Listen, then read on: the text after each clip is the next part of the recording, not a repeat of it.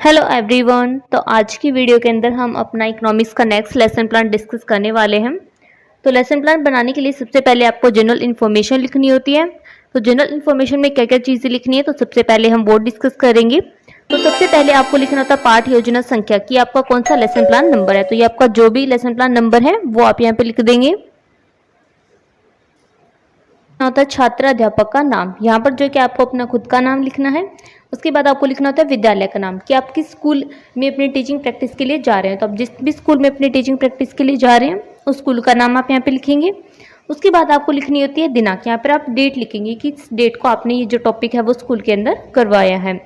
फिर हमें लिखनी होती है क्लास कि आप कौन सी क्लास के लिए लेसन प्लान बना रहे हैं। तो आप जिस भी क्लास का लेसन प्लान बना रहे हैं वो क्लास आप यहाँ पे लिख देंगे। उसके बाद वर्ग आपको लिखना है, उस स्कूल में आप कौन से सेक्शन को ये टॉपिक करवा रहे हैं। उसके बाद आपको विषय लिखना होता है कि आप किस विषय के ऊपर लेसन प्लान बना रहे हैं। तो हमारा जो विषय है वो है अर्थशास्त्र। उसके बाद आप चक्कर लिख देंगे कि उस स्कूल के अंदर ये आपका कौन सा लेक्चर था। फिर हमें लिखनी होती है अवधि की जो आपका एक लेक्चर था वो कितने टाइम पीरियड का था। उसके बाद हमें प्रकरण लिखना होता है कि किस टॉपिक के ऊपर लेसन प्लान बना रहे हैं। तो हमारा जो टॉपिक है वो है गौण व्यवसाय। तो हम इस तरह से ये सारे जनरल इन्फॉर्मेशन लिखेंगे, ये हमें अपने हर एक लेसन प्लान के अंदर लिखनी होती है। उसके बाद हम लिखते हैं सामान्य उद्देश्य।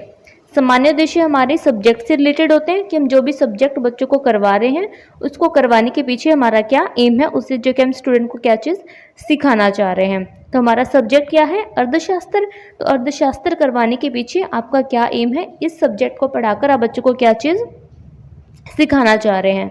तो इस तरह से हमें अर्थशास्त्र से रिलेटेड उद्देश्य लिखने हैं। जैसे कि यहाँ पर आपको 4 to 5 मिनिमम जो कि है अपने उद्देश्य लिखने हैं। आप 4 लिख सकते हैं, 5 भी लिख सकते हैं। तो इस तरह से आप यहाँ से देखकर अपने जो क्या है सामान्य उद्देश्य लिख लेंगे। जैसे कि फर्स्ट हमारा सामान्य उद्देश्य है छात्रों में आर्थिक सुनागरिकता का विकास करना। सेकंड है छात्रों में मित व्ययता का भाव उत्पन्न करना जिनसे वे बाजार का व्यावहारिक जीवन में उपयोग कर सकें, वे उसको समझ सकें। थर्ड है छात्रों में राष्ट्र की अर्थव्यवस्था वस्तुओं के उत्पादन वितरण विनिमय एवं उपभोग के विषय से अवगत करवाना। फोर्थ है राष्ट्रीय आय में वृद्धि के प्रयासों का सम्यक ज्ञान करवाना। तो इस तरह से आपको जो कि अपने उद्देश्य लिखने हैं। आप आगे इस वीडियो में जैसे कि यहाँ पे तो काफ़ी लिखे हुए, आपको इतनी जो लिखने की ज़रूरत नहीं है, आप सिर्फ 4 to 5 यहाँ पे देख के लिख सकते हैं। उसके बाद नेक्स्ट हमारा जो पॉइंट आता है वो होता है विशिष्ट उद्देश्य का।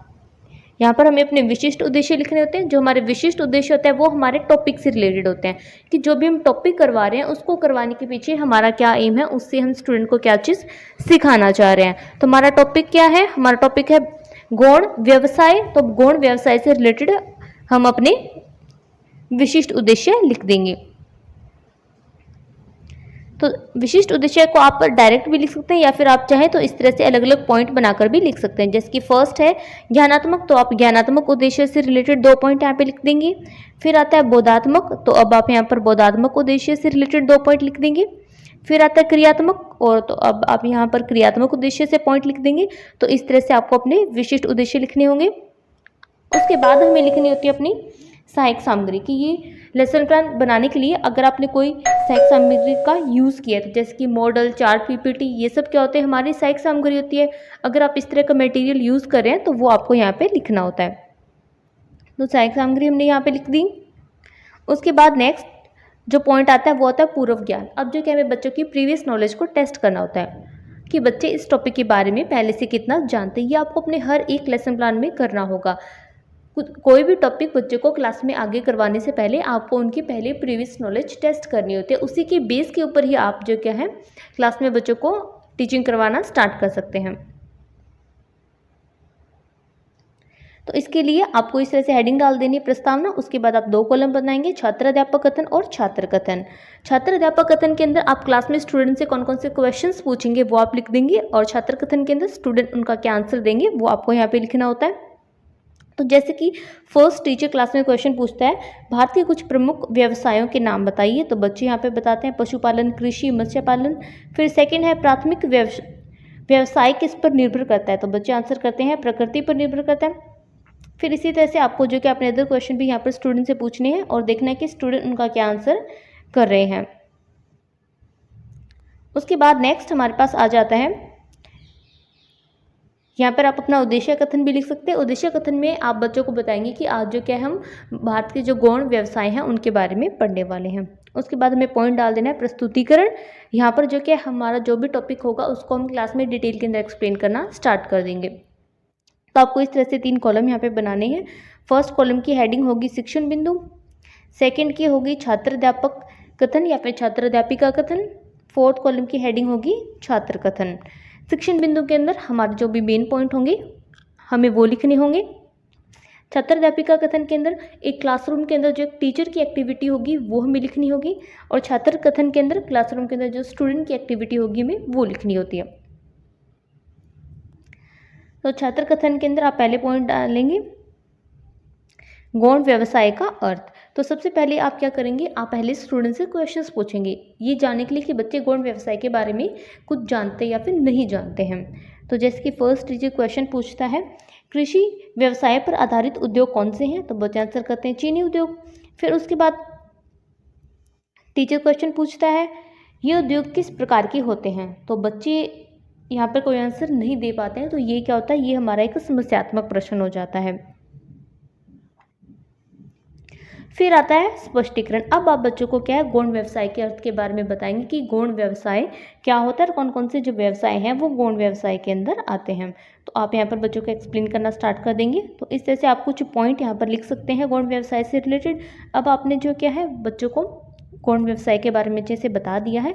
अब आप बच्चों से क्वेश्चन पूछेंगे गौण व्यवसाय से रिलेटेड, ठीक है, ये जानने के लिए कि आपने जो भी बच्चों को भी बताया है वो उनको समझ में आया या फिर नहीं आया। तो आप स्टूडेंट से क्वेश्चन पूछ लेंगे और सामने स्टूडेंट उसका जो भी आंसर देंगे आप वो यहाँ पर लिख देंगे।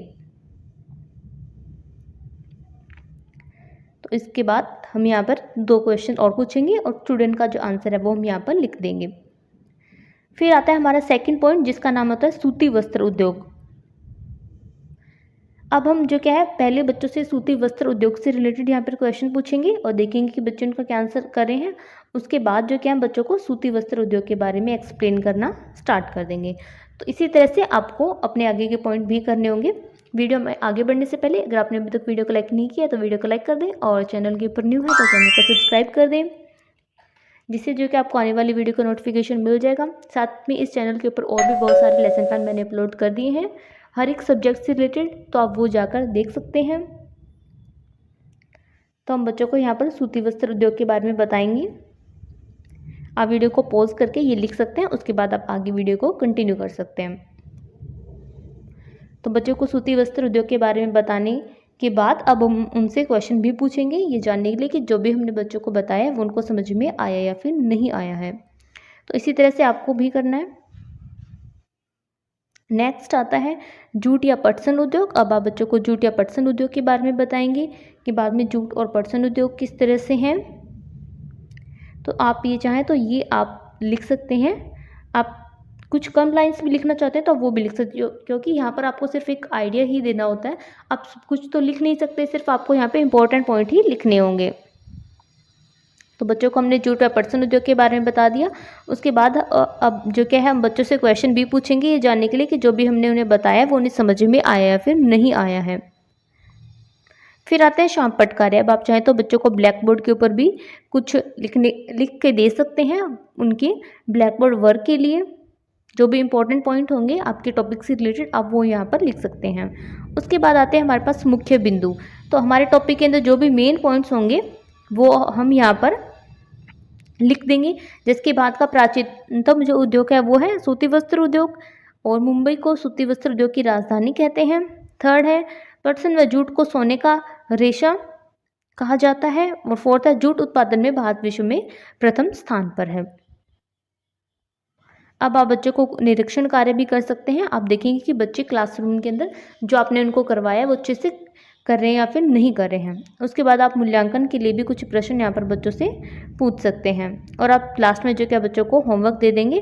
तो इस तरह से हमारा जो लेसन प्लान है वो कंप्लीट हो जाता है। होमवर्क आप अपनी चॉइस के अकॉर्डिंग जो भी आपको ठीक लगे वो दे सकते हैं। तो आई होप आपको सारी चीज़ें अच्छे से क्लियर हो गई होंगी। वीडियो हेल्पफुल लगी हो तो वीडियो को लाइक कर दें और चैनल को सब्सक्राइब कर दें। साथ में आप इसको अपनी क्लासमेट के साथ शेयर कर सकते हैं। आपके जो भी बीएड के ग्रुप बने हुए हैं आप उनमें शेयर कर दें।